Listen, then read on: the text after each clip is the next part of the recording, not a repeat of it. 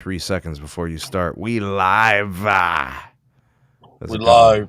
We live. SMT, Los, and EM Tech. We're starting you off here on the SMT podcast, folks. I see 21 are here in the live. At the time we did launch here, the broadcast is up, and I see some of you guys. We're going to do a chat overlay. You guys will get to see your chat kind of feeding there on the side of the screen.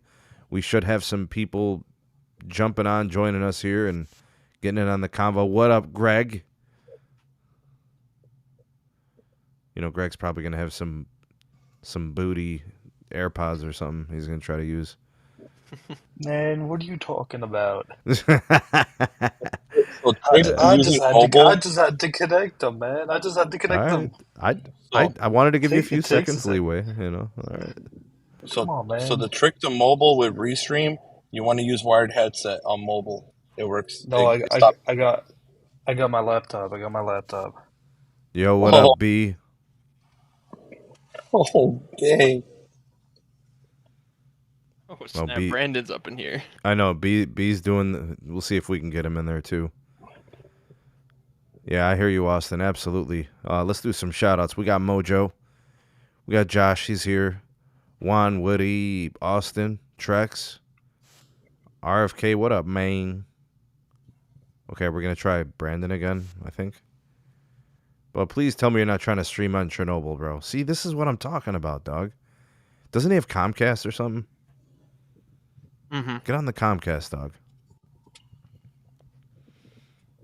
We got a TW Wired. Well, T Wired. We got TJ, bonjour. Comment allez-vous? Si vous plaît, fromage, oui, oui. And sicka now. All right. All right, B, we're going to try this again. If not, we're banning you from the channel, bro. This better work. Oh, come on, bro. B? Oh, man. He can't. Mobile. That's the thing with mobile. They gotta use that wired headset, or else it trips out. Yeah, I don't know what this. Come on, B. On mobile AD on mobile headset. Oh, there we go. We got you. Yes. Tito is here. Antonio, Rich, Steven, RF Waves is here. What up, boys? I see you. Hey, can we do some shout-outs to the partner real quick? Of course. Hit it. Yeah. Let's do this. All right, folks, there is a link in the description for our partner, Mint Mobile. Get yourself the 6 month of free service when you buy a phone and get their 6-month plan, or you could take advantage of any of these other new customer offers. Lots of good value, all types of different plans there. They do family plans now, too, so you can get multiple line accounts and things of that nature. So get their great value and also their incredible customer care. All in one, a great way to save money on your phone bill. Mint Mobile, the partner link is in the description. And we're going to do one more shout out. And for this one, I think we should just go ahead and, because I don't know if I put it in the description, I'll go ahead and put it in the live chat too. And I'll try to remember to do it after the show so I can get it in the description box. Mist Cleaner 2.0. Folks, you got to disinfect and clean your surfaces. These phones, tablets, iPads, whatever you're using that's got a display that you're passing around and sharing with people, smudging your display. It looks nasty. It looks gross. You hand it to a girl to get her number and all that, bro. You don't know where their hands have been. You feel me? Get that stuff clean, bro. You get a microfiber setup with the spray to get things clean and disinfected. Get your device smudge-free. It works on other surfaces, too. You can get your feet right, get your kick game tight. You know what I'm saying? And you can get your favorite themed color, right? So for all of the thong lemming, Magenta MAX lovers out there, get yourself the pink one. They do have some neutral colors like the gray. It's kind of like a matte gray, sort of. They also have a blue one, so you want to rock the AT&T joints, And then, of course, they got the big red. You can get the cinnamon stick. You feel me? And if you're more of a Mint Mobile type person, shout out to our partner, you can get the green one, too. And if you want to keep it all neutral, you don't want to offend anyone, then go with the black. You know what I'm saying? No colors needed. Go with that one. All right. Just so like the coffee. Yeah, and by the way, I worked out a deal with the agency to make sure that we got a very specific price on this. So they were going to revert it back to the $23. We got it to stay at $14.99 for now. I don't know how long they'll honor it for. They said they'll keep it up as long as they see the numbers are there. So we're saving you guys some money. I know that a handful of you guys, made these purchases last week. I'm sure you guys are really enjoying the product if they already shipped it to you. It's great stuff. And at that price, you could probably buy two and feel like you got a great value instead of just buying the one at $23. All right, so worth looking into and checking out and using. I'm sure if you buy one, you'll love it. You'll buy more.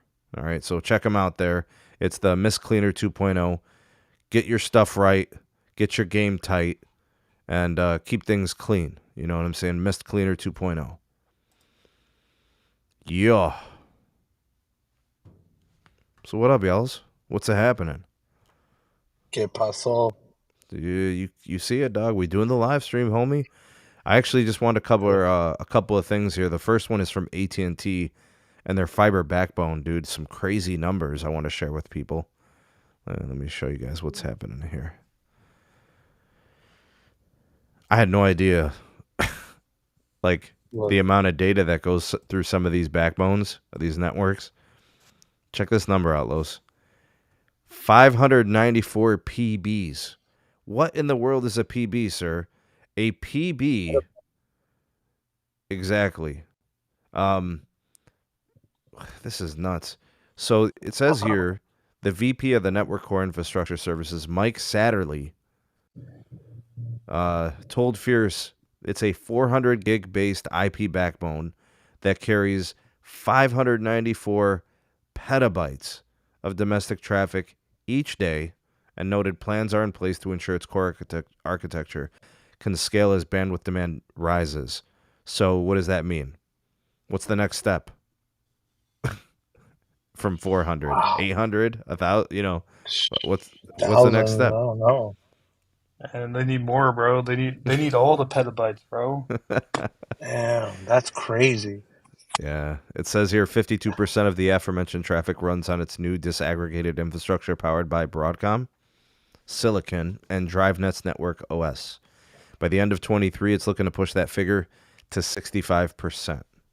So it looks like there's going to be some moving of some things. Oh, it says here, eventually we feel 800 gigs will as well. Okay. They're about 2-3 years out from passing that point. Wow. Beyond cost, they said they're not going to 800 gigs. They're waiting for a technology to open. I don't know. Maybe there's some compression technology they're expecting, or some software-defined support that could be on the way from their vendors or whatever. Holy hell, man. That is a freaking data. That's daily, folks. That's daily. 1,024 terabytes is a petabyte. Whew. Bro, that is insane. Doesn't Verizon do something like that too, though? Isn't their number something like that? There was that article you talked about a while ago about them scaling their backbone to 800 gig. So that means they're kind of like basically on the same level with respect to the same type of traffic. I have no idea what T-Mobile pushes, but 0. Bro, they don't own anything. They don't have anything in New York? None of that? Well, that's a niche exception. I mean, just nationwide. Yeah. They don't. They got own that anything. little bit in D.C., Maryland, don't they? You'd have to ask the Thongs. Layer 3 TV action. Yeah. Oh, yeah, that is a ton of traffic. So they'll be upgrading that too pretty soon, which is crazy to think about. All right, let's go to this one now. All right, it's Super Bowl week. Well, next week. All right, so a lot of people are going to start flying into Phoenix, headed over to State Farm for the Super Bowl, the State Farm Stadium. Dude, if Phoenix looks like that, bro, that is a beautiful city. I just want to throw that in there. It looks like that? Mm-hmm. It looks amazing, man. What a nice place. All right, so T-Mobile has completely revamped the entire area within the stadium and around the stadium. They said speeds are up 10x in the stadium and 4x across the region. 2.5 gigahertz upgrades, capacity with indoor DAS. 600 megahertz of millimeter wave is active. They said they got 10 times the capacity now. Let's see here. What else we got? T-Mobile also made a point to say it's the fastest mobile network in 45 states based on Ookla speed testing. They announced that as well. Big week for T-Mobile, man. They had their earnings this week, too. Yep, they sure did, bro. Sneed, who do you think will be the most reliable during the game? We need an opinion. I saw what Verizon did, dude. You know, like Verizon has a command center on site. Verizon has 40 people on each millimeter wave node. So you're basically at 4 gigs a node. So like your download speed, you're never going to be congested. You're never going to be without issue, or with any issue.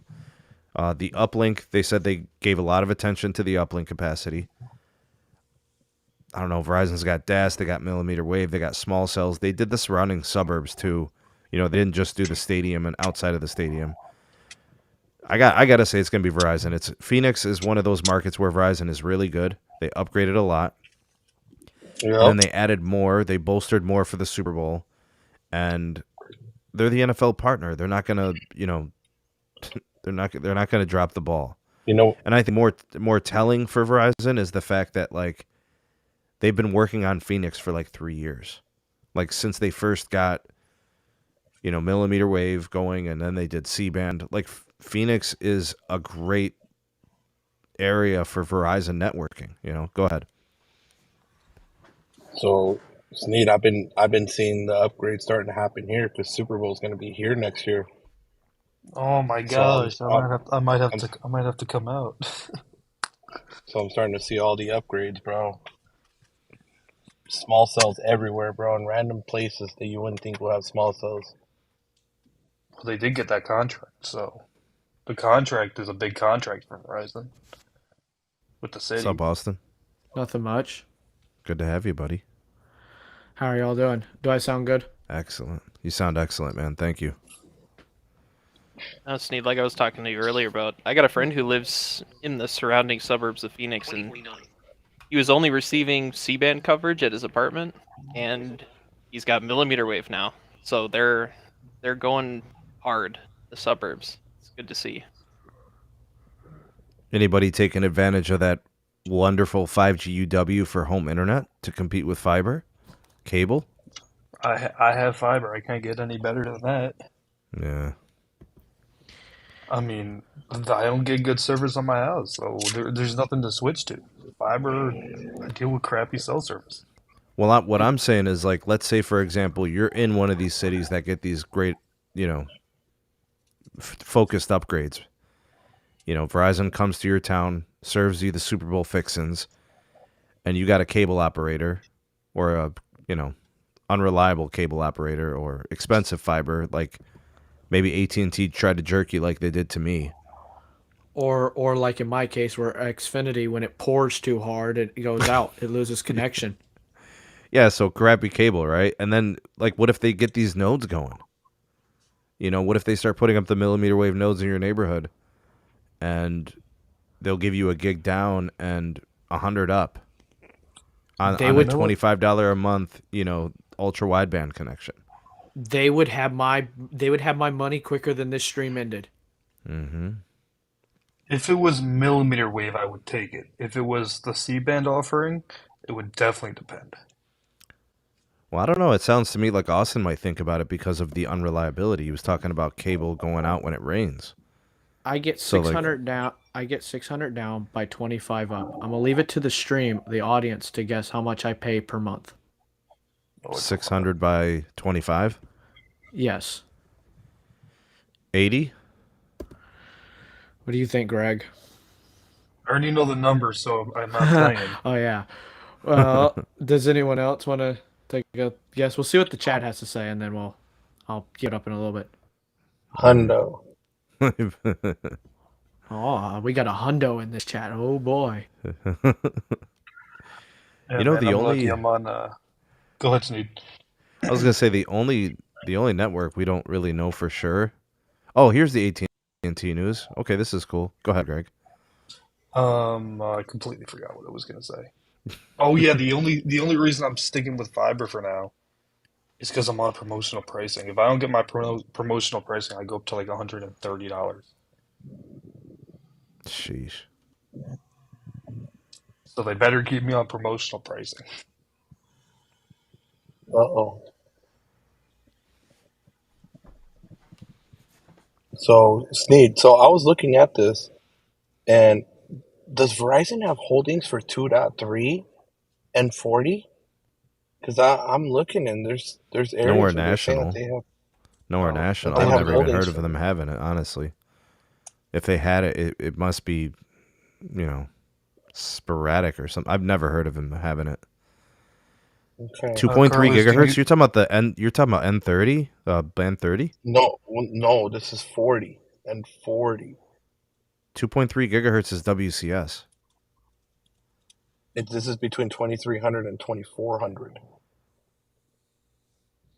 Sheesh. I don't know. I Where are don't you know either, finding bro. this? Because I'm I'm just looking it Oh, up. are I you don't talking see. about I don't that? see What much they of what it. they won? Yeah, you're talking about what they won in the most recent auction, the T-Mobile auction.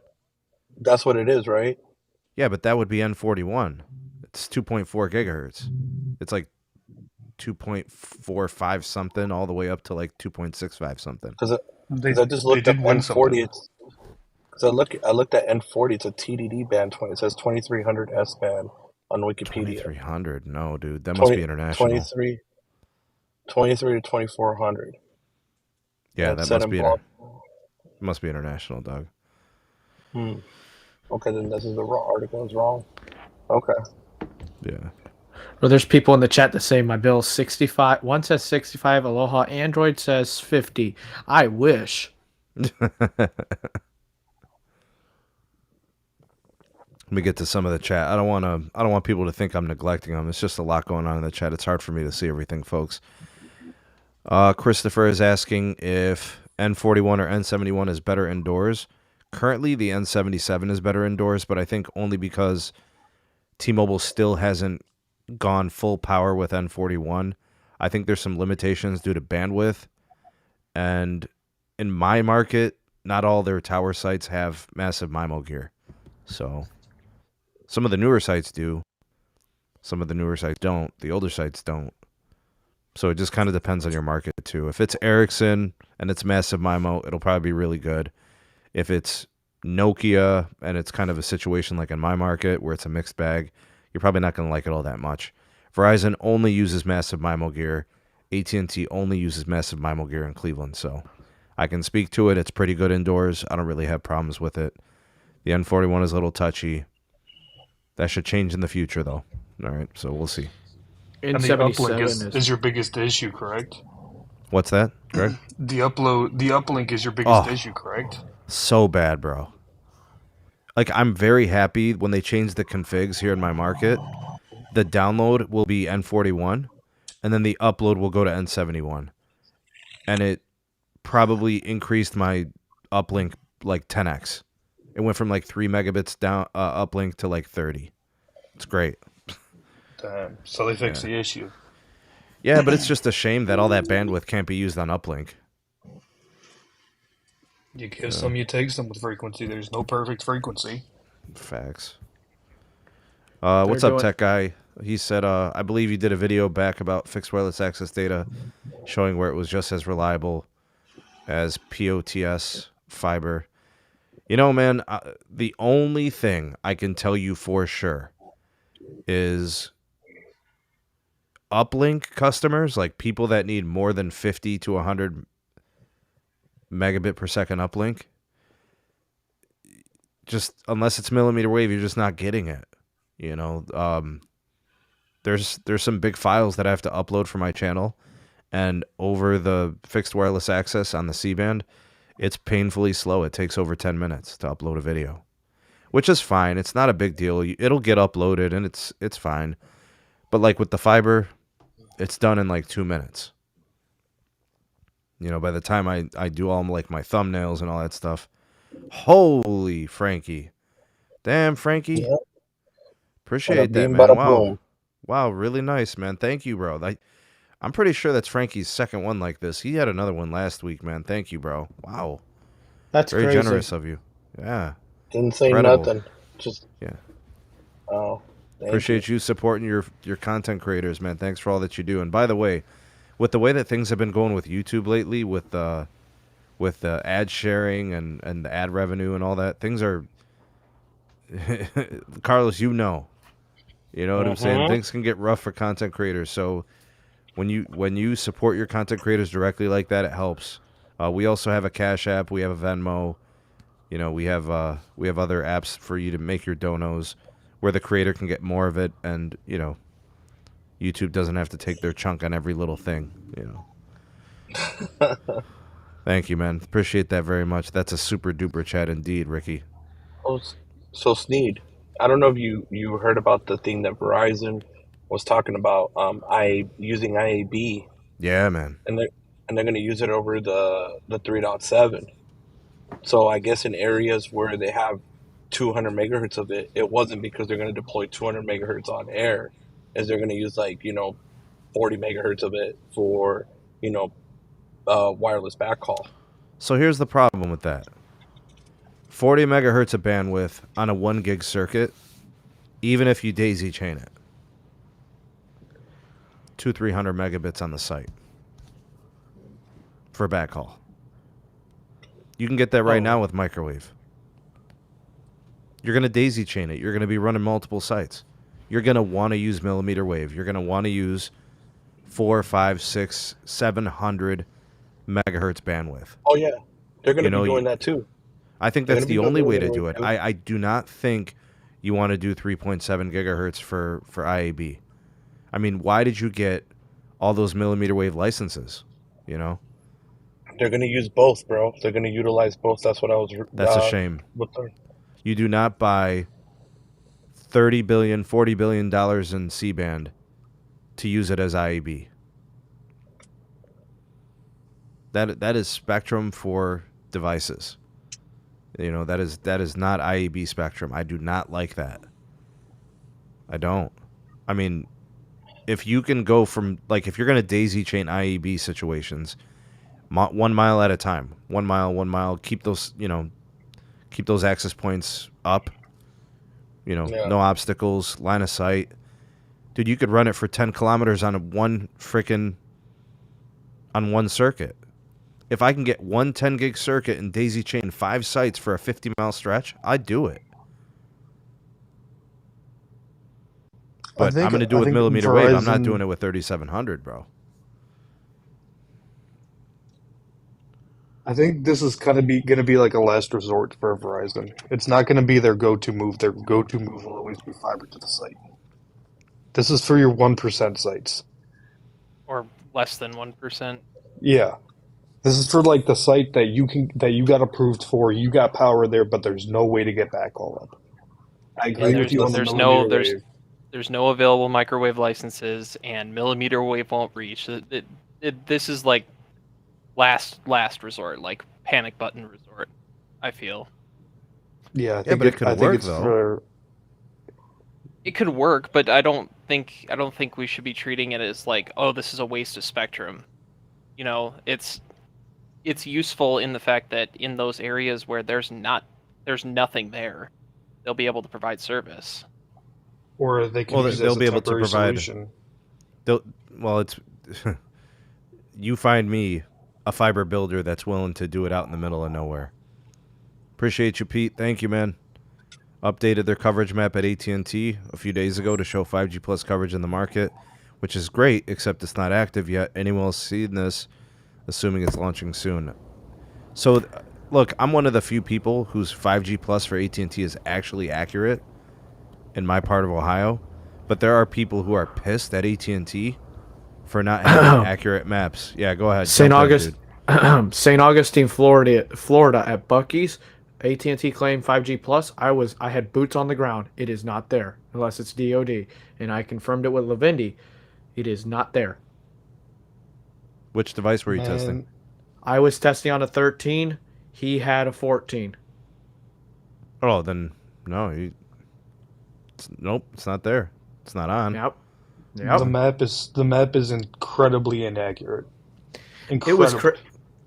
it was crazy, Greg. They were only getting 1 megabit down at Bucky's, and this was on my line as a blue line. 1 megabit down on 5G in 5. And Verizon was doing 300 on C-band. T-Mobile was doing 600. I was I like, know, bro. oh, The map, they should. I think carriers should be fined for inaccurate maps because Damn. through some public permit digging, they do have accurate maps internally, but the maps they post publicly are incredibly wrong. yeah, I agree. I'll give up that price for Xfinity. I'm paying $127.25 a month. Damn, son. Man. Yeah, Lord. that's what I'm getting for 600 down by 25 up. Wow. Yikes. And the worst part is you're not getting a good experience. You know, a lot of times Nope. if you pay a lot for something, if it lives up to the billing, most people are good with it. They'll just say, okay, you know, yeah, I'm paying a lot for this. It's expensive, but it's good and reliable. And I'm getting what I'm paying for. I'm good with it. The max I get out of it is 500 when I'm supposed to be getting 600. And you know what's crazy is Dennis is always talking about how that company gives you more than enough. You know, they're like, oh, they over provision you and they'll give you extra. Like, you know, you'll pay for 500, they'll give you 600. You know, you pay for 30 uplink and they give you 40. You know, they always give you more. And I'm just like, dude, I don't see that as the case for most people. Like if they would have done it, the reprovisioning of my router should be my network should be doing at least 700, 720. But it's doing 550. I mean, he's not wrong. Cable companies do over provision the modems to try and guarantee a speed tier, but even then, it's a shared connection. So like I pay for gig through Charter, and 6, 7, 8 o'clock it drops down to 750. Like either they're overselling the node or there's something else wrong. But the experience is unanimous with a lot of people, but it is true they do over provision them. So like on paper or in their system, you are technically provisioned for more than what your speed tier says. Yeah. And it's like that 550 or even 500 that I'm getting, that's at like 6 in the morning, between 4 and 6 in the morning. If it's the middle of the afternoon, I'm getting 300 by 22. Yeah, the cable networks, they get congested quick, man. Especially if you got so many customers. You know, they basically got to keep doing node splits on top of node splits just to keep it going. You can only do so many. I would like to partner with one of the engineers, the people that do the network stuff for Xfinity here, and see what's their node. Like, what is it? Is it one, like I'm thinking there is, or if there is a node split? Because I live in a small town with a population of 1,500. Yeah, but you Well, got to think about it in like an infrastructure deployment perspective. Like most people don't need the speeds that they pay for. So as the cable companies see more usage, they can just keep pushing the fiber closer to the premises, and it makes sense from a business model standpoint. It's not good for us tech people, but for cost wise, it's smart, you know. Yeah, which I understand that. It's just the fact of I'm if Verizon Home Internet lives up to whatever, or I get fiber, I'm getting rid of Xfinity. Yeah. I'm tired of being screwed over with the price that I'm paying. And you just need to know how to negotiate, man. 'Cause you're not yeah, but negotiating with right if that, your bill is that high. but Greg, even with that performance, he could be paying $50, and he would still be pissed that it's falling out. You know what I mean? Like that's the problem. The problem isn't like I said, there are people who are willing to pay top dollar as long as they get top dollar shit. You know. I've been trying my best for the last 5 years to fight and tell them that this tap, even my friend of mine has an electric truck where he works with the electric company. He went up in the truck and looked at the node, and he told me, he said, look, the tap here not the node, the tap, it's not fully sealed off, so water can get in and interfere with it and cause noise. Whoa. Can you get anybody to take a photo of that? I'm working on that. That would be huge, because if you could send that or share that with, somebody from from their side and say, hey, look, we need engineers out here, or we need a technician to come out here and fix this. We've had 3 technicians come out. They go up, they mess with it, and once they get the signal back, they leave. They don't even figure out why it went down. They just, oh, it works. We're good. Bye. Man, you guys are going all they about do. this the wrong way, man. You need to make them come and fix it. That's all I'm going to say.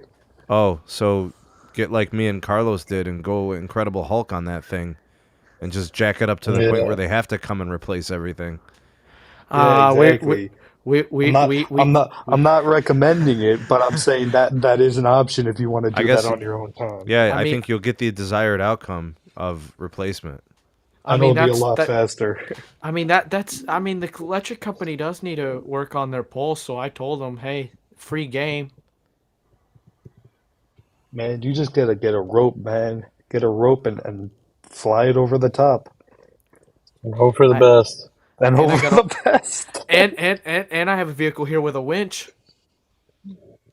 Exactly, man. I'm not saying do it. I'm just saying what you do on your time is what you want to do. Nah. I'll see. Me and the neighbor are sharing the network connection, so me and him are gonna have to coincide on that one. Yeah, bro. When it comes to home connectivity, bro, it's true, bro. Like, it's a hit or miss, man. I feel the pain, but what can I do, bro? Los, we all been through it. I mean, think about every time you moved, how you went through it. Think about all the fiber and the coax and the fixed wireless and the DSL. Think about all the stuff. I mean, you've messed with who? You messed with CenturyLink, Cox, Verizon. You've had mmWave. Like, you've done it all. Yeah, bro. And I wish I could have, honestly, mmWave at least. Jeez, man. Or WeLink or something. But even a Wisp that can give you a dedicated, 500, downstream, and maybe 50 to 100 upstream. All I want is a 300 by 300. I mean, Los, you do have that business fiber, not business fiber, that business Wisp that serves you. Bro, look at this, bro. Snap. But it's so expensive. Look at what he did to me, bro. Look at what he did to me, bro. That's messed up, bro. Oh, snap. He threw a jab at me, bro, right there, bro. That's messed up, man. That's right. Nah, bro. No, the skunk apes came and took the fiber away, bro. Damn, son. Where's Ricky's sound effect when you need it? Yeah, Carlos tossed him to the curb, man. Unfortunately, yeah, had to, man. Don't work. When something don't work, it don't work, bro. What can you do, even if it's fiber, bro? If it don't work, it don't work. I'm not willing to pay $160 a month, dude, for something that don't work. No. That's true. Sneed. You. What the hell, man? So, what do you think? We should go test the Super Bowl, bro? I think we should. Oh, snap. Oh, thinking about it, bro. I'm thinking about it. Where is it going to be held? How realistic? How realistic? Is it possible? I think the percentage rate right now of making it happen, bro, is about 80%, bro. Oh, snap. But I don't know, bro. The tellies are pretty pricey, though, bro. What's up? Oh, dang. Look at what we got in the house. What up, Dan? How warm is it outside? Oh, it's about probably 1 degree outside. So we got to. So Dan, you want to fill Snee in on our little inside "it's warm" joke? So the other day, from Ohio. It's been in the negatives for a while. We got up to 15 degrees. I told us He told me it's nice and warm because it was -9 and then it went all the way up to 15 degrees Fahrenheit. And in Minnesota, Oh, that's a it's heat wave. I know. I it's bet it felt negative. terrific. Oh, He ripped off Bro, his sorry. sweatshirt and went with the white beater. Yeah. it's negative Oh, 9 degrees here now, man. It is cold. Yeah, it's cold today. it's Connected there for a -9. Yeah, second. but I'm hearing that's it though. Like at least in Ohio, probably in New York as well. Today is the cold day and then it's over. Like we're It going better be like next because week, it's going to be 45 to 50 Fahrenheit in Cleveland. I know I saw. Yay, spring's coming. No, it's not because the following week we could get a freaking blizzard, dog. Like listen, you guys don't know anything about this, but in Cleveland, you can have 70 degrees in March and you can have 2 feet of snow in May. I'm not joking, dog. But This is- but the opportunity's here, bro. But you still you still bulling, bro.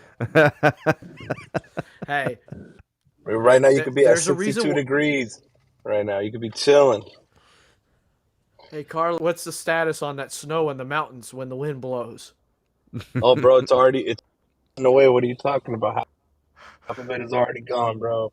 Think about it, bro. Sneed is over 77. No, Carlos is over 70 degrees warmer than us right now. Are you negative in New York right now? I'm negative in New York. Sheesh. He must It's be way cold. way upstate New York. No, I'm downstate, bro. It's just where I live. It gets cold. They got one of those cold pockets, you know? Yeah, it's like the worst spot where I live for the cold. Everywhere around me is warmer. It's like 10 or 11 degrees. But me, right where I am, is negative.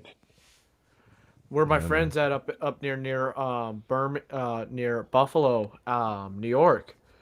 He's about 40 miles north. It's supposed to be he's up there near the lake. It's supposed to be going down to -3. I don't And think you you know guys something's know wrong. how bad it is to live in upstate New York. Like, you have to be willing to be snowed in for at least a week at a time. Oh Oh yeah. no, that don't work out for me. I'm okay. Like, that's the thing that could happen, though, in upstate New York. I know I have Nice. a friend that lives up there, and he was like, yeah, I was basically in my house with no internet and no cell service for a week. So what's up? What's up with this article, Sneed? What's going on with this article here about the smartphone replacement decline with ripple effects from the carriers? People aren't Oh upgrading, Going on with, Los. snap. People aren't upgrading, man. Everybody's pumping I the think brakes on the upgrades. I think what's going on, Sneed, and this is keeping it 100, bro, is I think they are upgrading, but they're going directly to the manufacturer instead and getting manufacturer deals But of the numbers financing. don't show it, Los. Really? Like, yeah, Apple came out with their earnings this week. I think it was yesterday. And hardware sales are down. Like Ooh, 10%, 15%. damn. You hear Yeah, that, so Greg? You're down. I won't Man, be I won't be upgrading to the 15 unless it gets USB-C. I mean, I don't want to get crazy political here, but do you think it could be because of the economy currently? I don't think that's political. I think that's realistic. I also Yeah, I think would it's part agree. of, I think also supply. Like, people were trying to get the 14 Pro and couldn't get it. They were trying to get So the they 14 settled. Pro Max. They couldn't get it. They didn't want to settle for the 14. So I think maybe some of those misses were due to that. Like, people just didn't upgrade because they didn't want to I don't settle for a 14. You I think don't they didn't want it? They didn't want it at the beginning. They couldn't get it in the beginning of the cycle, and now they well don't it's want it because they're like, oh, it's almost the same phone. Yeah, they're just like, whatever, I'm already here. Like, for somebody who's in an iPhone 12, they're probably like, to hell with it. I'll wait another year. If it's you're in a like 10, if you're in an 11, I could see wanting an upgrade, right? well I can it's definitely like see that. it's like the person that was chatting in my live stream last weekend. He lives in down there near Orlando, Florida. And he I had to do it Sneed. But he couldn't get an iPhone 14 Pro Max from Verizon within any of the stores in Orlando for weeks. Yeah. No, there was all types of stuff in Q4 that was pretty crazy. Supply was an issue. I mean, there's there's issues in China where these phones are assembled. You know, Yep. they have the zero COVID policy. So, you know, here where we're pretty much operational, everything, you know, everybody goes about their business now. You know, there's countries out there, they just their policy is locked down if there's positive tests, and then that sets back all those production facilities. And You know, that's why so Apple is starting to move out of China. they have to. They have no choice. They told them that they're done. They literally lost that contract because of their COVID views. They lost that manufacturing contract. Went to a different country. So Sneed, do you feel then, since the sales are down right now, you know, from the smartphone industry with the carriers and the manufacturer reporting, do you really think that Samsung is going to have a substantial gain of sales here and momentum and be able Not to? really, bro. Not really. Their phones are so expensive. I mean, what's an Ultra? 1300? 12, yeah, 1300. And I know they give you like the free storage upgrade. They'll give you like 512 gig or whatever. But the trade-ins aren't great, right? They're not as good as they were last year. The sale price is expensive. You know, these are flagship prices. We're all over 1,000. I mean, what is it? $899 for the entry level one now. The S22, S23. It's $729. $729. No, it's $799. My bad. I just sneezed, so I was over here not paying attention. Okay, $799. So I mean, you want to get an Ultra? You're basically doubling your price if you go up to like their higher, you know, storage options and get yourself some kind of like warranty. Maybe you want to get some buds or something. You know, hopefully you can get that stuff kind of thrown in. Samsung's always been good about that. They like, Carlos, remember when you pre-order, they'll give you like a tablet sometimes. You know, Bro, the trade in, honestly, bro, even Samsung credit, they normally when you pre-order on pre-order day, they used to give you $250, bro, for accessories. Now sometimes even 300. The S20 was 300, and then everything else was like 250. Right now it's 150, bro. Yeah, but you know what that's gonna do? 150. It's gonna add value to the S22s. People are gonna keep them. Like if an S22 was getting you like $300 2 weeks ago, now it's getting you $400 because of this, right? People holding on to their devices more will add value, street value. Damn, Michael, you got a iPhone 14 Pro Max for $599 with a loyalty deal? Damn, son. Wow. Which provider was Wow. Yeah, I'm curious which provider. Damn. That's a real good deal. Yeah. that? Los, you think we should make the plunge, man, and just get the S23 anyways? I already ordered mine. I ordered mine on pre-day, and then because you know the two that Verizon's giving me for that issue, you know, of course that's going to the wifey and the father-in-law. You So, know, Los, because the father-in-law's birthday's coming up. What do you think I should do about my S22 on the Boost Infinite or the Project Genesis? What should I do, dog? Bro, I you mean- already know, bro. Regardless, I can get you running on the two tray, bro. So don't worry. All right, we'll be running on the 2 tray. You guys heard the man. I mean, the S22 Ultra is selling for $600, $700, $800. So I see new $830 new still. Mint condition, Hey. $770 sold. Still selling Not pretty bad. good. That's not Hey, bad. Green, we appreciate you for that super chat, man. Says there, Thanks, Green. got the new 1TB S23 Ultra in graphite. Oh, bro, that's a nice one, bro. It's a nice Yeah, one. that is. I ended up getting the lime, bro. I got the lime, and then I ordered another one through. It's a Verizon exclusive one, the green. So I got green and lime coming. And, Everybody getting their favorite colors, man. Thanks, Green. I think Enjoy it's the time phone. for me to upgrade my my S21. It's about that time. I Dude, saw some might- people trashing it, the green one. I saw some people trashing that lime one on Twitter. I was like, I don't know what to feel about that Bro. lime green one. You know what, bro? I don't give a crap. They can trash it all they want, bro. Because you know what, bro? I'm going to rock that. I'm going to rock that like a pimp, bro. Not gonna lie, if I had the money, I'd buy Ricky's S22 Ultra. Hey guys, check out these numbers. T-Mobile's upgrade rate decline went from 5.8% to 3.9% in 1 year. Wow. Yeah. Do you think that might Yeah. be their push into Magenta MAX? Because to get a decent promotion on T-Mobile, you need to be on Magenta MAX. Here's why I don't think that's the case. AT&T is down 0.7%. Verizon is down 0.6%. But on So, AT&T, you could do it on any plan. yeah, I understand, but we're still seeing dips across the board. It's just T-Mobile's is more precipitous. So maybe It's a you're lot right. more. Yeah, maybe you're right because it's like double, triple. Yeah, because I'm on T-Mobile One. I'm not even on a Magenta line. Would you guys agree that the T-Mobile customer is also the most cost sensitive to upgrades? Definitely. 100%. Right. Definitely. For sure. So that kind of, I think that's where that more rapid decrease is kind of in play. It's because of that. It could be a little bit of both. The plan and what's it called? The price consciousness of the consumer on T-Mobile. They ran heavy promotions for the iPhone 14. I saw the T-Mobile commercials, bro. Yeah, but you have Free to be on iPhone Magenta 14s MAX. for the whole family, dog. If you're on Magenta MAX, how much more does that cost a month? A lot. People probably looked at it and said, "All right, we're on the My bill's gonna regular double." Magenta.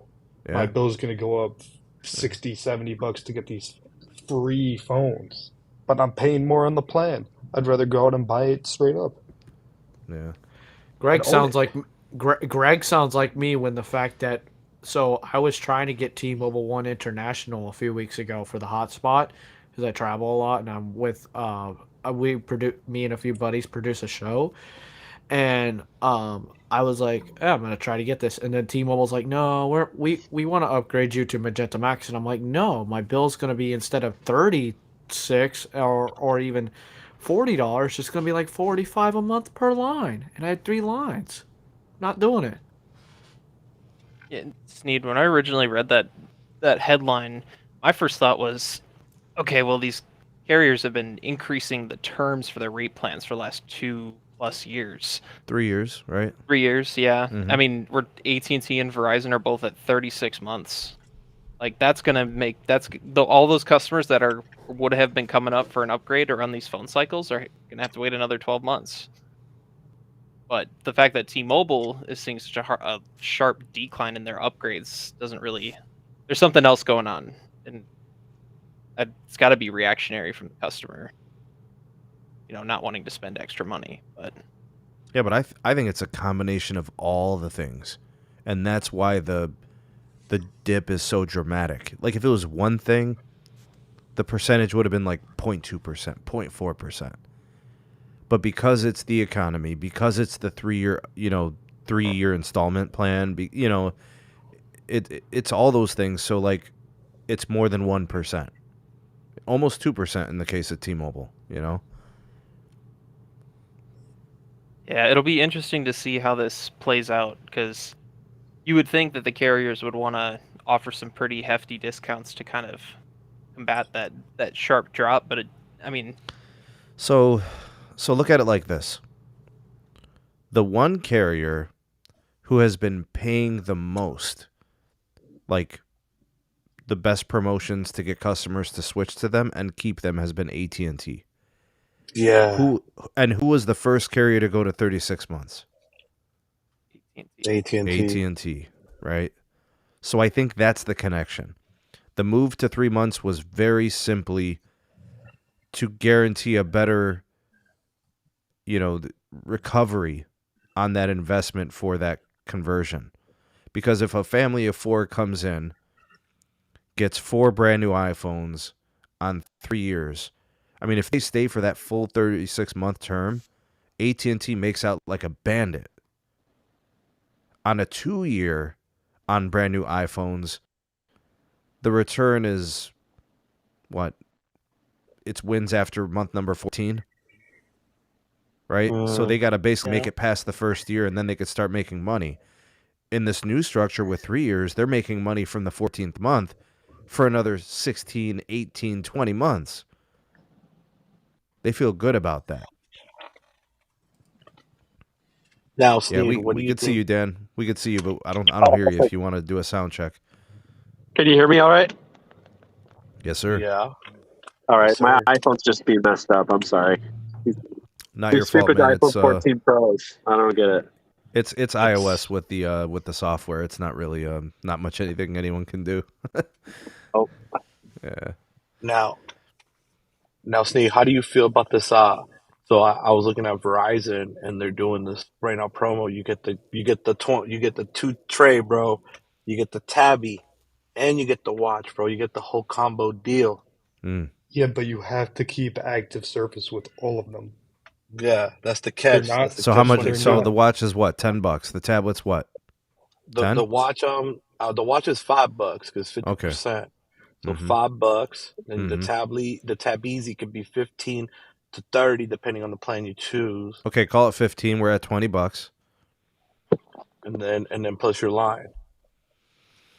Let's say you do the get more, that's going to be what, 2-year or $90. 3-year on this joint? 3-year always. Verizon's 3. always 3-year now. It's heavy, bro.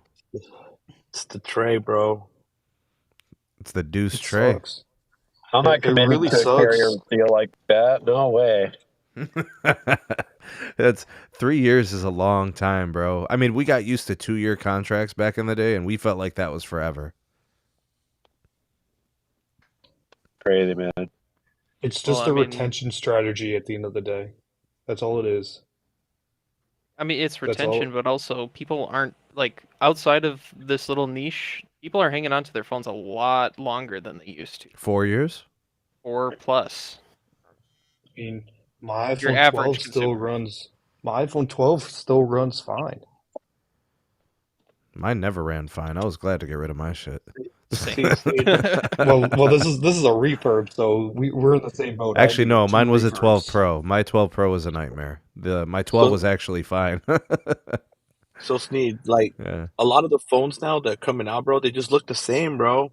So I mean, you got to keep it 100, bro. Back in the day, bro, like when remember the Droid with the slide up keyboard, that joint came out, then you had The the OG HTC Droid. Yeah, man. Yeah. you had the HTC Resound, the Thunderbolt. Every phone looked different, bro. So it made you want to upgrade. Like you were willing to pay the termination fee to upgrade because the Okay. phone was so different, unique. So let's Now set this everything up. looks the same. Then let's frame this. Let's frame this right, Los. You have an iPhone 11. Are you upgrading this year? Yes. If my iPhone 11 is working fine, why would I? Really? That's how a lot of people are gonna look at it, bro. 100. I mean, I'm iPhone keeping it 11 100. on an iPhone 11 on an original battery with an Intel modem and all that other. Bro, a on, battery bro. replacement at Apple cost me $29. If you have a Shurion, it's free now, or it will Yeah. it will be free soon if it's not free already.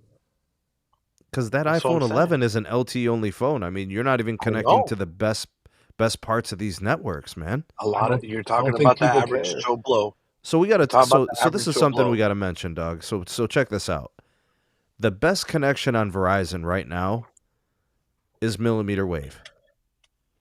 That 11 ain't connecting, right?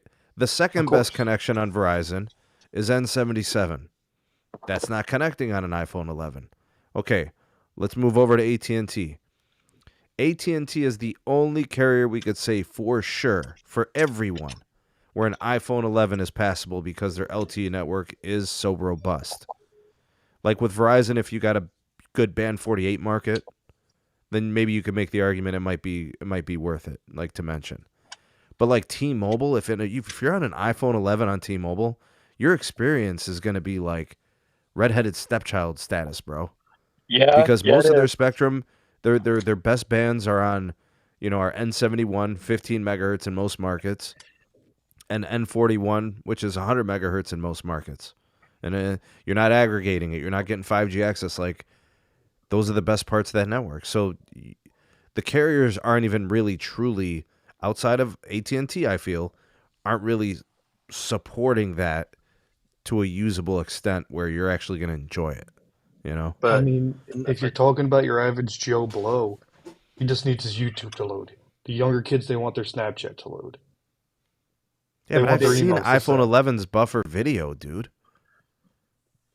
So Like my students have like some of them still are getting out of their iPhone 8s. You know, and some of them got iPhone 10s. They got the hand-me-downs. They're just some of them now are just getting their iPhone 11s from their like older brothers and sisters, right? The ones that like went to college and got like 13s and 14s this last year. Let's So address the super chat, Sneed. okay. Mr. Steven Smith, thank you so much for the super chat. We appreciate you. AT&T's next up is great. Only $6 more a month. But you have to have that phone halfway paid off before you can send it back and upgrade. It's such a stupid thing. I gotta go on a year and a tangent. half. That is It's a such year and a a half. stupid program that you pay an extra $6 just to send the phone back early after you've already paid for half of it. Like, I'd rather pay an extra $8 and be able to upgrade after a year. So the one thing I could say that I miss from all the carriers, what they used to do is the upgrade every year program, the iPhone upgrade and the Galaxy upgrade, bro. Those were the two best upgrade joints, bro. You know that, Sneed. Everybody was Yeah. getting on that stuff, bro. And you could upgrade every year, bro. Literally from the day you got it. So if you got it every January you can get the new joint. All right, so Ricky, let me just say this about 5G right now. In my market, I'll speak to it. My latency on N77 averages about 20 milliseconds.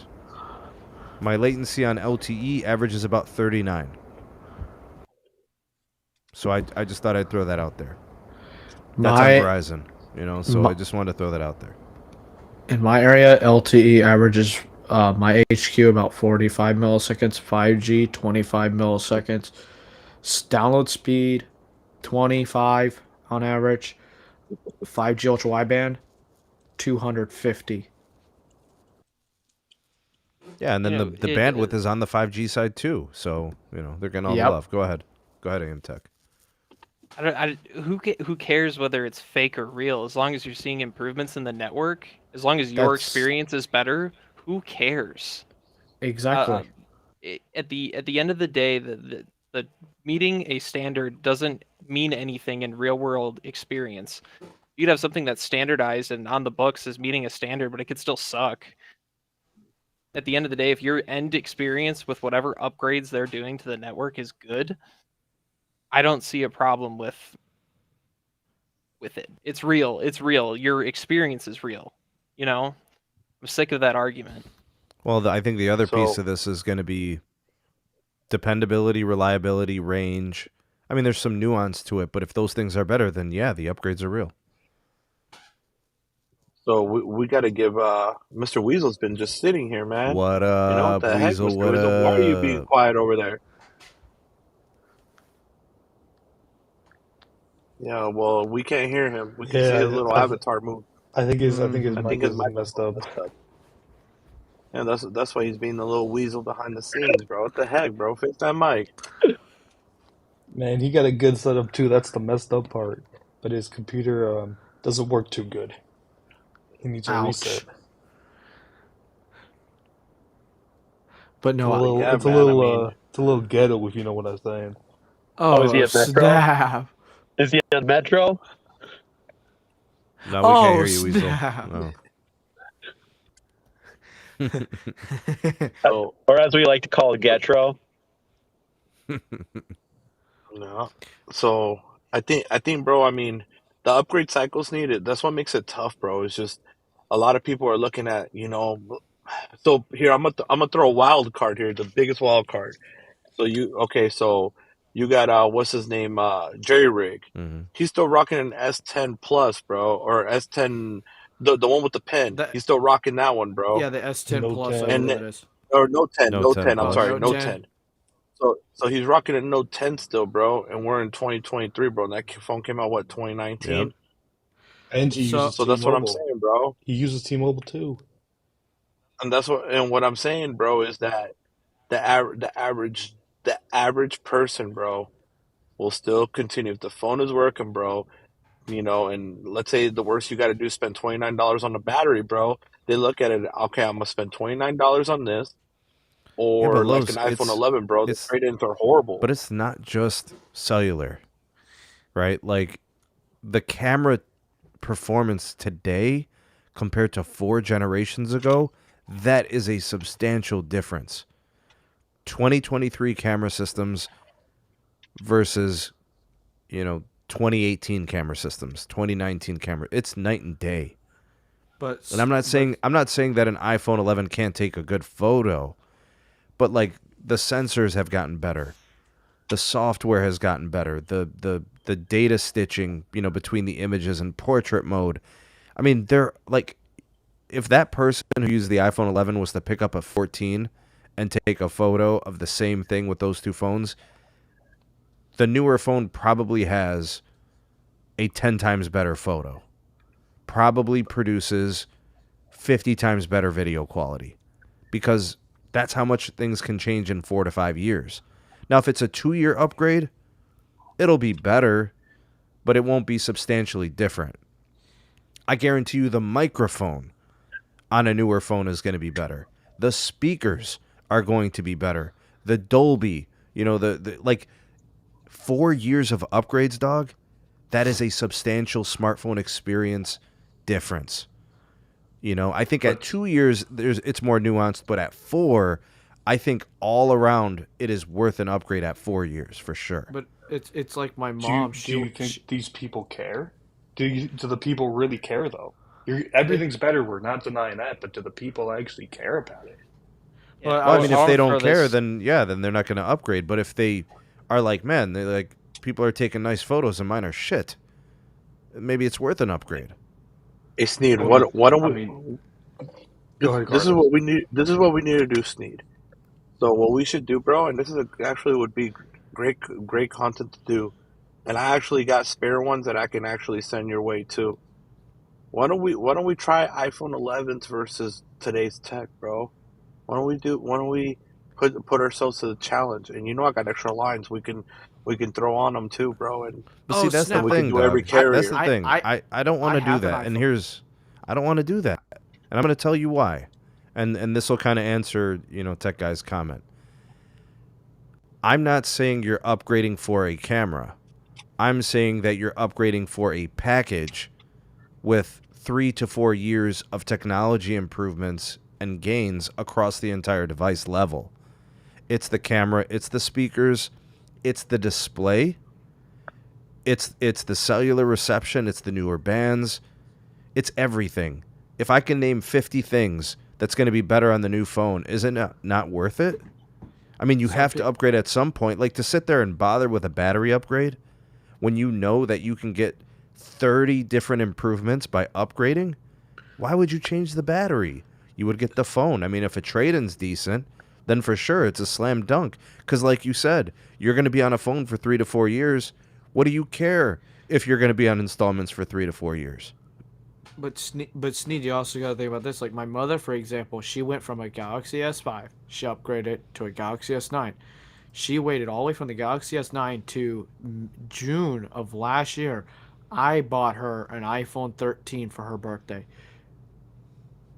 She would upgrade only every other 4+ years. She didn't care. She's like, yeah, my phone doesn't have support on Android. I don't care. As long as it gets me from point A to point B, who matters? Okay, so let's go back. Use any person as an example from your family, right? My mom, I bought her the Shamu. Carlos, you know what I'm talking about, dog. Yeah. I bought Shamu for my mom, right? The Motorola Nexus 6. I love that thing. She loved it so much, she made me buy her another one when she broke the first one. So I had to find one on eBay that was lightly used.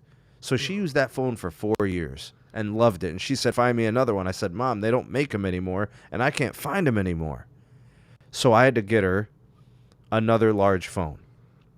All right, so I got her the S9 Plus, and she liked it. But it took her some time to get used to it, because she went from the stock Android to the skin on the Samsung Galaxy. But she liked it. She liked the Galaxy. She even told me, she's like, the speakers are a little louder. It's a little bit faster, because of the power. in the new processor. So she liked it. She had the S9 Plus until last year when I got her the S21 Plus. So she's rocking phones for like 3 to 4 years. And the moment the apps start not working well, that's when she asked me for a new phone. It's when the apps start to kind of like not function properly, or if like they're crashing, or some apps, it's like a storage type issue, like photos, videos, whatever, but now these phones got a shit ton of RAM, and they hold their own in that respect. So really it's like, did the phone fill up in storage? Am I doing cloud storage? If not, does that matter? Do I need a expandable memory? I think some of those things come into play. But like, now that my mom's in an S21 and she's probably going to keep it for a while, I don't think she's going to bother me for at least another couple years. And mine won't bother me until the iPhone 13 probably loses support. There you go, bro. Which might not be for 5 years, bro. Yeah. The only reason why she upgraded the Galaxy S9 is because she's like, my battery's running like crap. And then the day she went to work that Monday, she got it on a Friday. She went to work the next Monday and she said, no wonder why you like iPhones. This battery life is rock solid. I'm like, huh. There you go, Sneed. There's the Shamu, man. Oh, snap. The Shamu. Bro, they had it in white too, bro. You know how it be. Hold on. We just popped in. Somebody popped in. But yeah, man, other than that, bro, I feel it, bro. I know what Sneed's saying, that, the upgrades do matter, and they always do, but at the end of the day, it's convincing that person, like, they're like, you know how it is, bro. They're like $29 for that replacement, or are we just gonna do the whole upgrade? And some people are just scared to do the installments and the credits, bro, because they gotten screwed over before, and that's another big thing too. Yep, that definitely is. Let's see, did Mr. Weasel get his stuff working? Bro, he's still not coming in with no audio. Bro, you might want to check the settings on Restream. You might want to click the little gear and check the audio, see if it's your inputs and outputs are set correctly. Yeah, I was just about to say, I had to fix my inputs and outputs. Because I have a nice feature over here that I can actually output Restream to OBS. So if I want to invite guests on my broadcast, I can just output y'all to OBS, which then would output all the audio and video feed to the tech channel.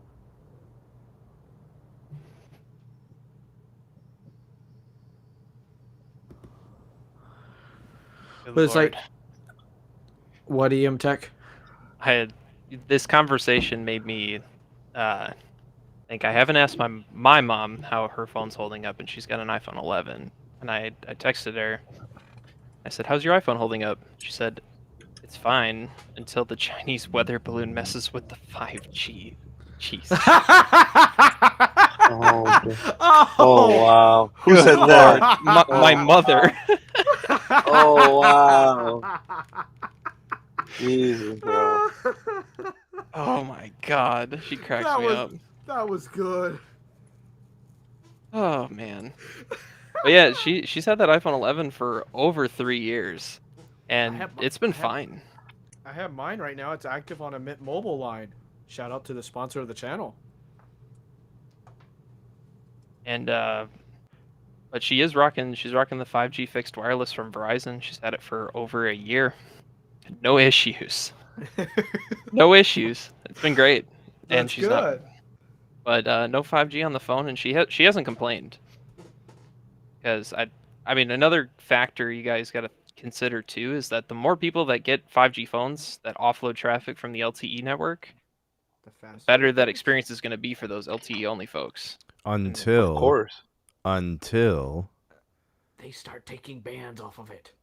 They start taking bandwidth off of those bands. That's right. Mm-hmm. Yeah. But I mean, right now, the T-Mobile's the only carrier that's really doing that. If you have an LTE only phone on T-Mobile, you need some help. And I have a hypothesis as to why they're doing that. Speed testing. Root, ookla, Like, that's what they're doing. If they really cared it's- about the customers, they would not be reducing bandwidth on any channels. They would be increasing bandwidth where they have the spectrum to do it. Now, listen, we got to keep the same energy because we dogged Verizon for DSS. And we dogged AT&T for DSS. Shouldn't we dog T-Mobile for also taking bandwidth off of LTE when they have plenty of 5G bandwidth right now? I can't say nothing to this because my LTE here does 80 megabits down in the middle of the day, quicker than N41 at times. I mean, yeah, but I But got the thing, 5 bro, megahertz of spectrum. N7. I got 5 megahertz of band 71, dog, and it's rough. And that's the thing. They should not be stripping just because they're moving to 5G because they lost the race to LTE, bro. Which is, it's not about races, man. Guys, That's the thing T-Mobile about it. has It's enough about spectrum for 2 companies. They have exactly. Sprint and their own. True. The fact that they're doing this is insanity. I don't They get shut it, bro. down a bunch of 2G and 3G stuff, GSM and CDMA. And they're going to take away LTE.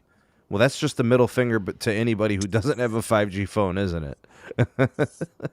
Yeah, they're basically saying, well, you better get this 5G phone if you want to have a decent experience. If not, good luck to you, my man.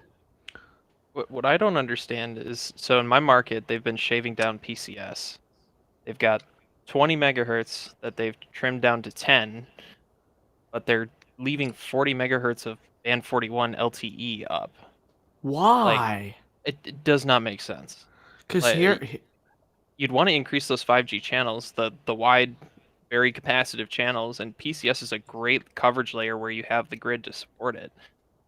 I know the move to N25 is a big thing for Bonar and all of these other things that they keep talking about, but it's hurting the LTE experience quite drastically. So this is a thing, so Sneed and everybody here. So this is what I've been noticing with T-Mobile on my Pixel 7 Pro. It's choosing to connect to N66 as the primary. It's staying on N66 mainly as a primary band, and then it'll aggregate either with 41 or 25, bro. And it's horrible, bro. The experience, it's literally, it goes from, having decent connectivity to basically non-existent. I'm barely getting a meg upload, bro. Now, are they doing N66 DSS, or did they pull that from LTE completely? Well, here they didn't have all their stuff deployed, so yeah, this is a whole separate debacle. Jeez. Here, N71 runs slower than band 13 on just 5G SA. I mean, I think the biggest mistake they made is that in areas where they don't have, I mean, even 5 megahertz of band 12 is rough. Like, you need a dedicated 10 megahertz of low band spectrum for LTE as like a baseline for your network. And in a lot of places, T-Mobile doesn't have that. And that's where I think a lot of us are having bad experiences on edge cell, rural. Those places are especially rough. But Ricky, they are doing DSS. Verizon and AT&T are actively using DSS pretty much everywhere. They're still doing it here. With the exclusion of AT&T using dedicated channels for N5, Verizon's doing DSS on band 5 and band 2, and in like Sneed's market, they're doing N2 DSS. And in my market, they're doing N2 DSS.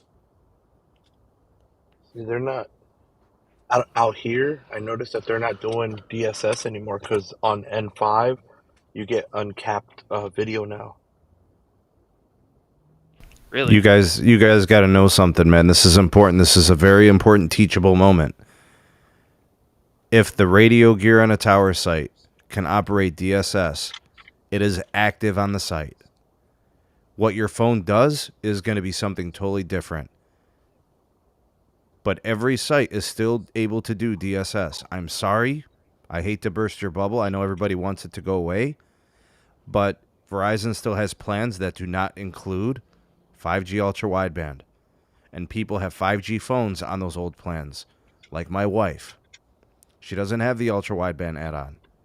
She has the regular 2017 plan, no ultra wideband. So she connects to DSS all the time. I don't. I connect to DSS like less than 5% of my connections. 75% of the time I'm on 5G ultra wideband. So Sneed. So on her plan, on the 17, it actually connects to N77, just not millimeter wave. I'm gonna start looking for that. I'm gonna see if I can figure it out. But I mean, I haven't really actively tried. But Los, I'm seeing 100 megabit down. On the DSS. And it's still there. I mean, I still see it on my Pixel too. Wait, so- when I go, like if I'm in a certain part of my school building, I can still see it. It'll say, 850 megahertz, 10 megabits, 10 megahertz. I mean, I understand RF waves. We're just waiting for that, We're done with the whole DSS thing. 5G ultra wideband is readily available, so we're ready to move on. And he makes a good point, but there's markets, mine in particular, where there is no 850 for Verizon to use to go NR only. So whether we like it or not, there are places in this country that are going to require DSS in order to build out the network. Like there's really no way around it, and that happens with AT&T. T-Mobile's a whole nother ballgame, but it's not going anywhere. It's not going anywhere, whether we like it or not. That is true. My friend has the 5G start plan, and he doesn't get ultra wideband. Yeah, that plan doesn't support it, but I think, Carlos, you said on the non-ultra wideband enabled plans, you still connect, but it caps your speed, right? It caps it when there's network, when the tower is busy. But if you go, late at night, it'll actually pick up. But like on Sneed's legacy plan, he should have connection to N77 even if it doesn't have the ultra wideband feature. The ultra wideband feature was only for millimeter wave in that type of plan. Ah, interesting. Because do you know what makes it really difficult to monitor those? Is every single site has CBRS. Every site has CBRS, so if you're on 5G, regular 5G, the way it looks up on the icon, you don't know if it's CBRS or if it's N77. That's why you got to do the service. It says right. It says 300 megabits down, and I'm like, I still don't know. I get CBRS 300 down as normal. I mean, think about it, right? It's like 60 to 80 megahertz of it. It's the same thing as N77. That's true. Here I don't. Performs the exact same too. Well, the only difference is the latency. The latency on LT is like. Oh, hi, Weasel. Oh my god. It spoke. Oh my god, it spoke. I wonder if I got that crap that Ricky had the other night where his audio interface just didn't work at all. Like, I'm literally had to switch over to my laptop, install my audio interface drivers real quick. And here I am. Oh, it sounds like a madness. Wow. Oh, but it's weird because, bro. like, you can see my avatar, like, blinking. It was blinking before on the desktop, so I don't know what the heck was going on. And my Mac almost died, so I'm glad I plugged that in. Wow, bro. This whole time, bro. Yeah, because I didn't see the green thing moving. That's why I knew it wasn't coming through. Man, it's that ghetto computer of yours, man. Bro, what's ghetto about my computer? It's ghetto. Damn, Greg, you just like Man, this. it's called you got a ghetto computer, man. Bro, in case you guys didn't know this, Gen ghetto. in case you didn't know this, Greg is the ultimate hater, bro. He hates on everything. He is the hater. Hey, Greg, what do you think about my 16-inch MacBook Pro? Ghetto. I said Greg, not Weasel. I was answering for him. No, I want him to answer. But yeah, man. I mean, the DSS, bro, so when eventually it moves away from DSS in a lot of these areas, you should... Whoa, how you know... I didn't even do anything. So how you know it's I hate out it. of? Oh, What does he hate? I'm confused now. Dang, So how Greg, you you're know behind or you're- what?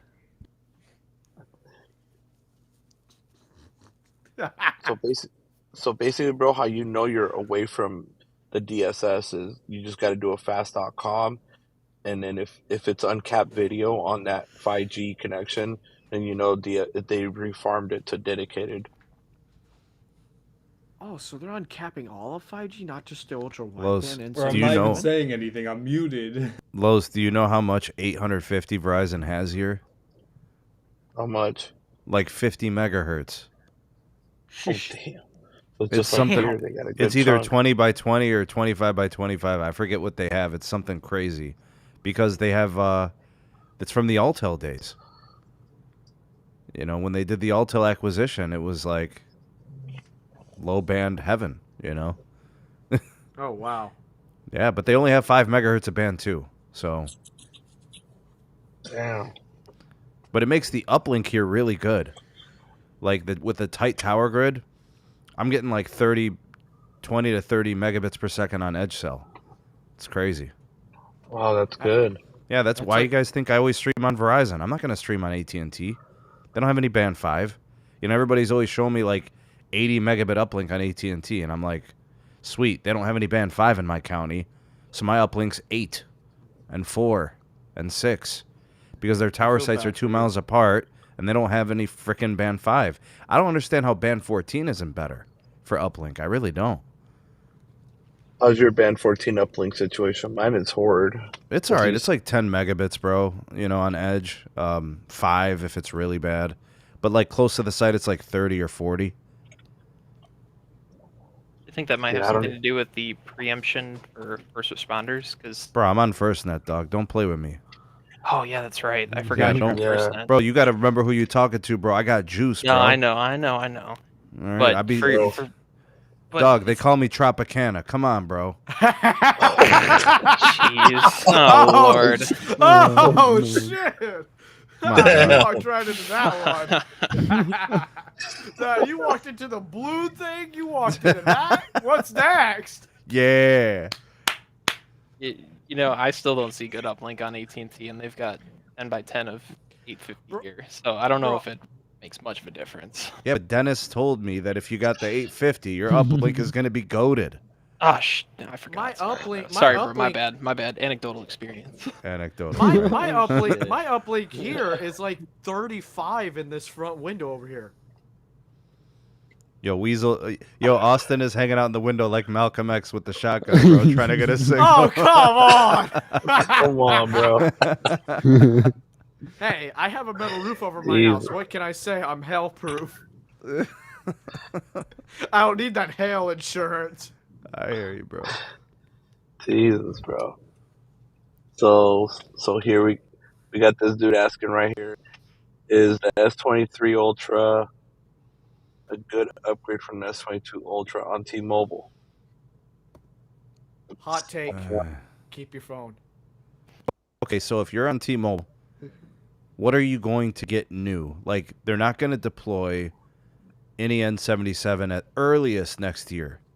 Never Ray said 3 carrier aggregation on 5G standalone. Yeah, but the S22 is going to do it. I know. No, the S22 is going to get you the N71 and then the 2 carriers of N41, right? I know. Or it's going to get you the N25, N71, N41, right? So it can do Well- the 3 carrier joint. You're going to be straight there. I don't know if it's really worth it to get the extra carrier. I mean, so your speed test is only going to be 1 gigabit per second, not 1,200 megabits per second. Even then, with that much spectrum, with 100 megahertz N41, combine that with 2 other carriers, you'll get well over a gig very easily. But that's my point. Like, you're going to see a 20% bandwidth boost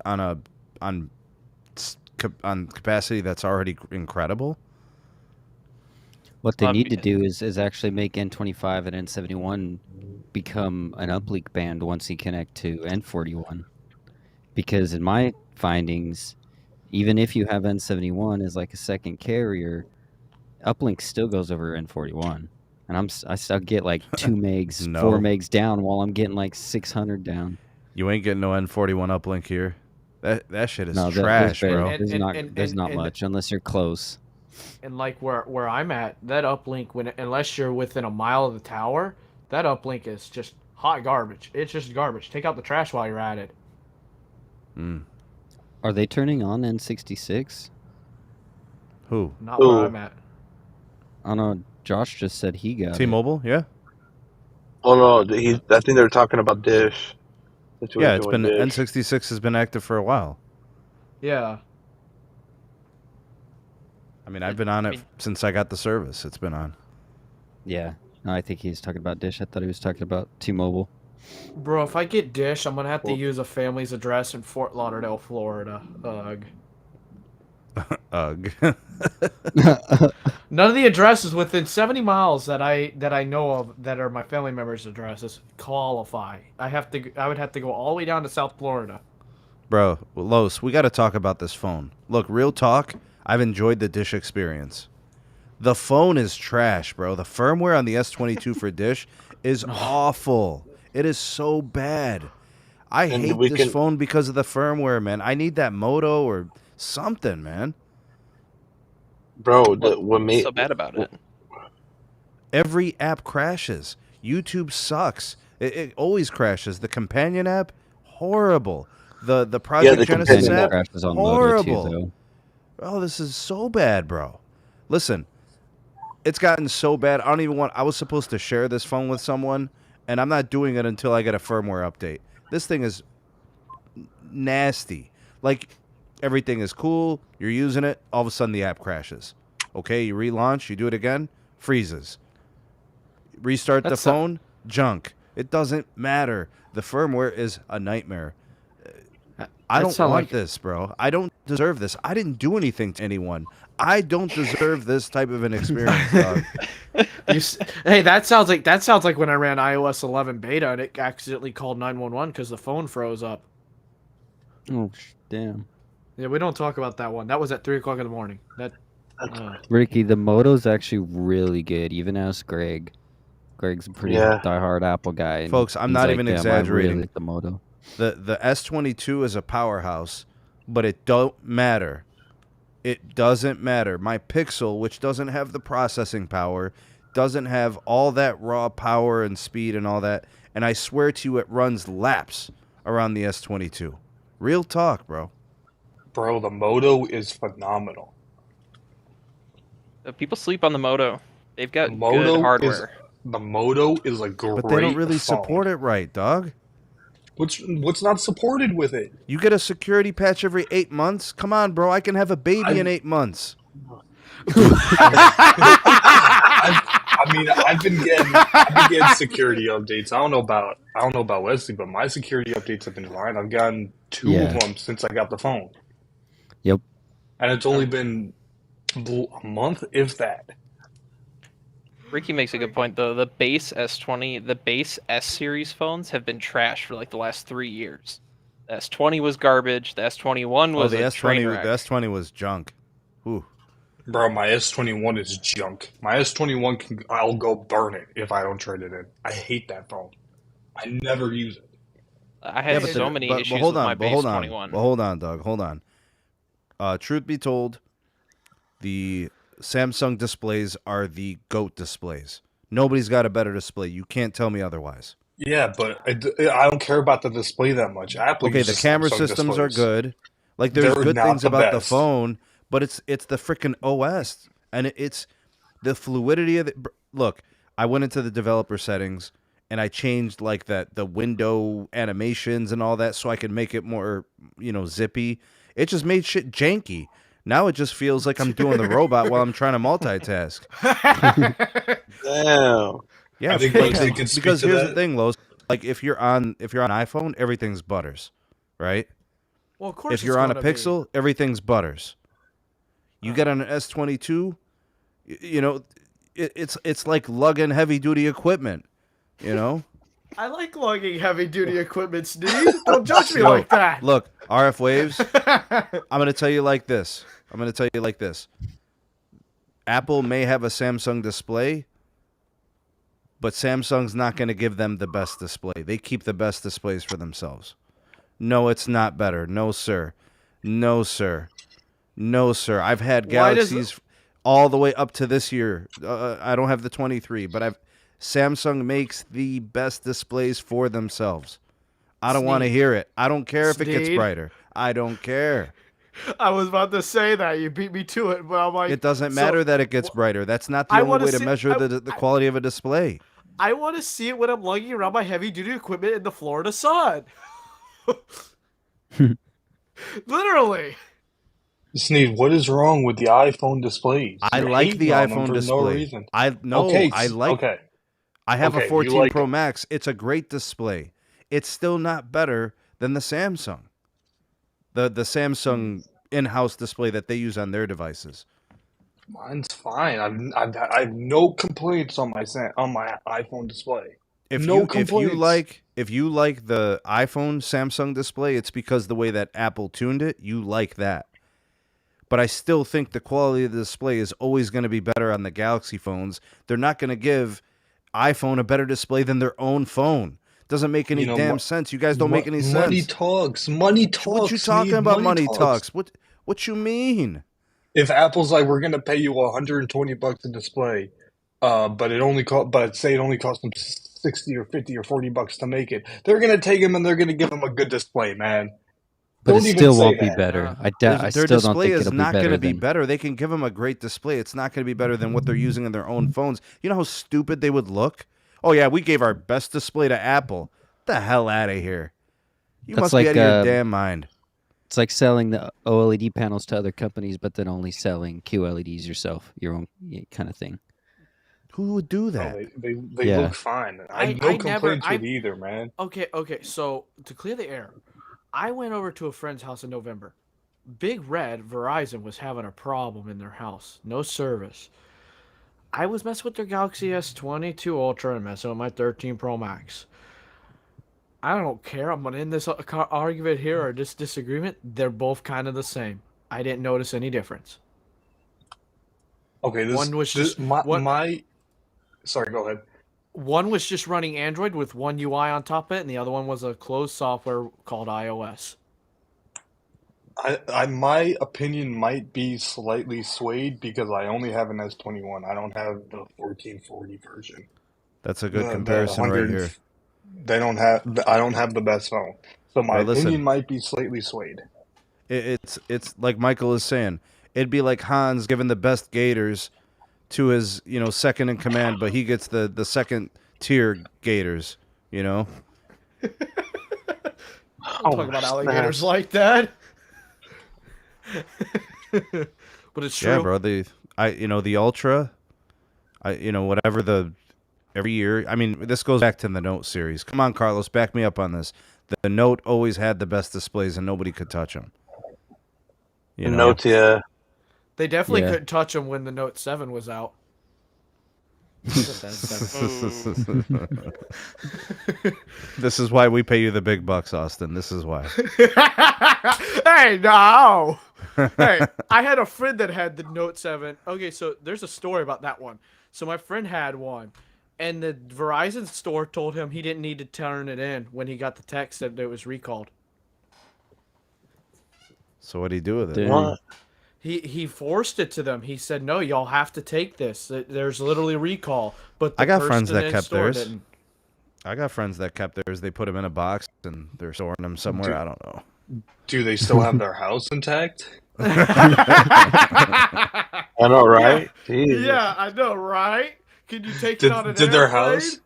Did their house just? Did they happen to get an insurance check one day and move to a nicer part of town?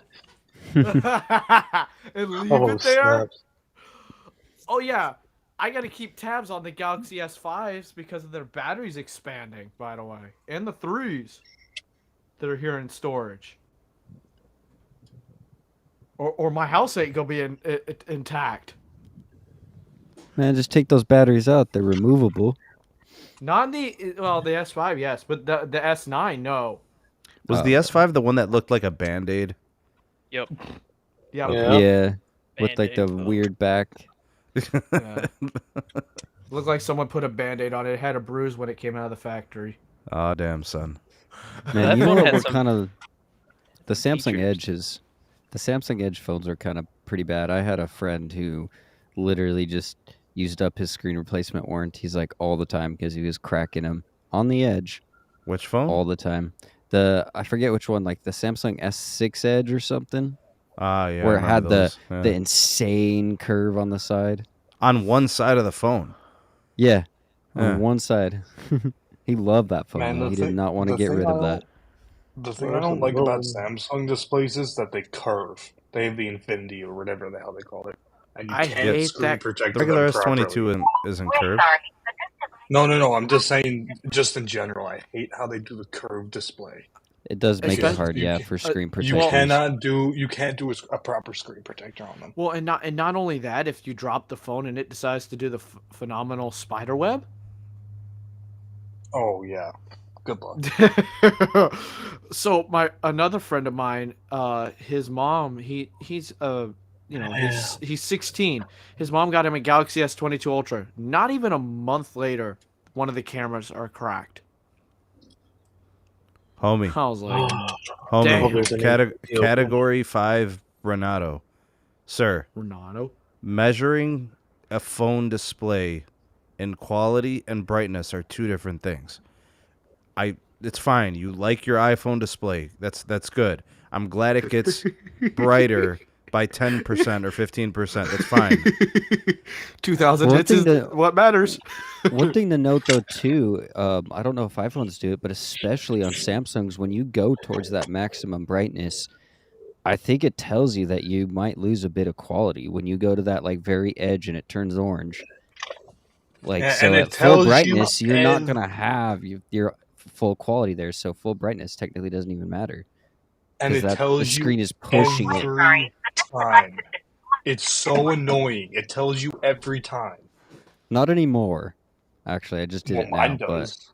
Mine Yo, does. what the hell it's is this? So annoying. What the hell does That's this like one mean, of my bro? biggest pet peeves with Samsung. Wait, Go ahead, what? Carlos. What the hell does this mean, bro? What? Can't even use my AT&T phone, bro. What the hell's going on? What? Says this. Sorry, but this device has been blocked from network use. Please contact your wireless service. What? It got blacklisted, bro. It got blacklisted. Oh shit! Someone reported that phone stolen, bro. That or do you think yesterday when I was trying to buy a phone off somebody, I put my SIM card in it and Oh, it tripped damn. it out? Oh, No. no. Yep. It had Because that was it.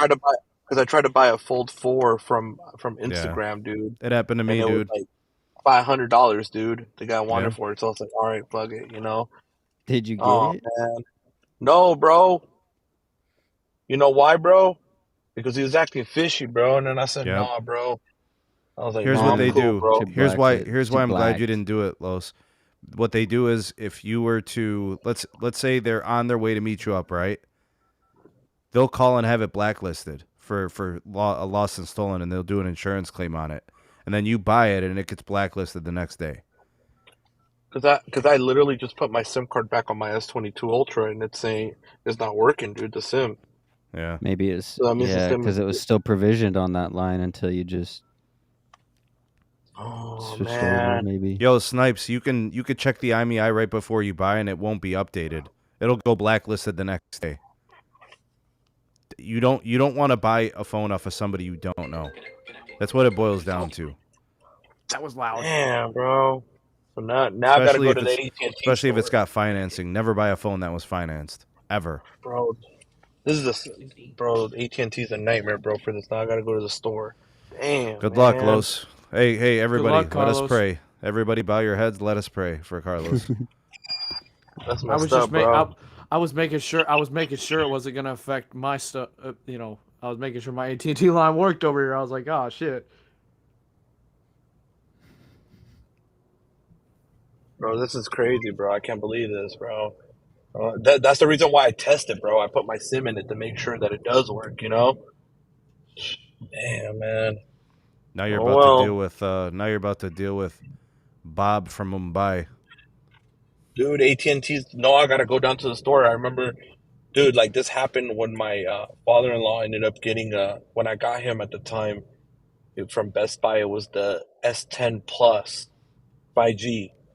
And we ended up putting his SIM card just in it, but because it was an unlocked model, and you know how they are about faulty bullshit, so literally it ended up blacklisting his line, and it was a nightmare, bro, to I've get been it there. unblacklisted. AT&T's is the worst, bro. It's not like Verizon where you just call them and then they're like, okay, we'll deactivate it on your old phone and bada bing, bada boom, Bada bing, boom. I had my S21 from Verizon. It was unlocked and was using it on AT&T for months and months. One day I just had signal bars, no data logo, and then I looked into the service mode. I was on UMTS, 3G I think, and that was all it could do. And so I call in days of text or on calls with tech support people, and they're like, "Yeah, we're looking into it. We don't know what's up, blah blah." And then finally call in again, and one guy's like, "Oh yeah, it's not compatible with our network." And then I tried saying, okay, well, if this phone, after fighting with him, I was like, well, if this isn't compatible, can I use my iPhone? He's like, what carrier is that from? I said, it's unlocked, but it's from Verizon. And he's like, oh, yeah, that won't be compatible. And I called him out on that, and he still tried fighting me. And end result of that, they ended up sending me one of those 852s or whatever. But still, their stuff's garbage with their whitelisting. Yeah, AT&T's It's a pain in hard. the rear, man. I'm surprised AT&T let me be on the network with the T-Mobile line and a Verizon line, even though the phone's unlocked. Oh yeah, man. I mean, these carriers, bro. When it comes to positioning. these carriers, when it comes to device compatibility, sucks, man. Like they just make it so hard. I mean, I think T-Mobile doesn't care really at all. Said Verizon's the next strictest, within AT&T being number one strict. But the thing about Verizon though, Wes, is I can give them this much credit. All you got to do is talk to Tech 2 support, and they can add it to the whitelist right away, and then it'll be compatible. So is that the same way? Would that work for Visible? That's what they have to do. Oh, you're kind of cutting out there. You have to call. I don't know. You would have to call and because I try to use my unlocked fold on Visible with the eSIM ID, and it says that it's not compatible. But then you go to Verizon's site and it says it is. So it's a little confusing. Might not be Must compatible. Be something with Visible, bro. Man, you just gotta pony up your $85 or $95. Was this on the old Visible plans or the new Visible plans? I think I had tried it again once the Visible Plus came out, but that was right when it came out, and so I haven't messed with it since. You might want to check, bro, because on the old plan, since they were running on that that bootleg core, it was You know how it is, bro. That bootleg core sucked. Yep. Carlos knows what I was dealing with a year ago. Oh yeah. That network core, dude. A half a megabit down and a half up in the middle of the day here. Oh, that sucked. Yeah, but now though, I would say Visible Plus is probably one of the better, if not the best, MVNO plan you can get from Verizon. Yeah, for single line, man, if you don't feel like paying, $80, $90, man, or even with the promo right now they got going $76 for a Get More, I would say go with the Visible, don't get me wrong. It's not bad. It's a bang for your buck, bro. $45, that's it. The Visible Plus, you don't recommend the regular Visible, I assume. No, well, I mean, not the regular. For low usage, it's probably fine. That's the key. That's the key word. Low usage. I mean, regular Visible, it's as good as an emergency phone. You toss in the glove compartment on a flip phone. But even then, think about your grandma, grandpa that are on their 2 gig shared plan and paying almost $60 a line on Verizon. They're probably fine on visible, base visible at least. But And then both of their lines are $60. There you go. or Well, at that point, then you could go US Mobile, but whatever. I mean, if you're in an area where Verizon's network doesn't have where deprioritized doesn't suck, you'll be fine. It's like places where I live. If you're just on the LTE and not on a tower that's been retrofitted / upgraded for the 5G stuff, then it's gonna suck here in Florida. Bro, Edgardo said people at Wally World would rather go straight talk over Visible Plus. Hey, bro, Good Lord. bro, but that is true, bro. There are people that rather go with the damn, straight talks of the world, bro, because it's something that they know. See, that's the True. thing. What it comes down to, too, EM, is that a lot of people, they rather go with the brand that they hear about all the time. They know versus, Visible. They barely started making their presence.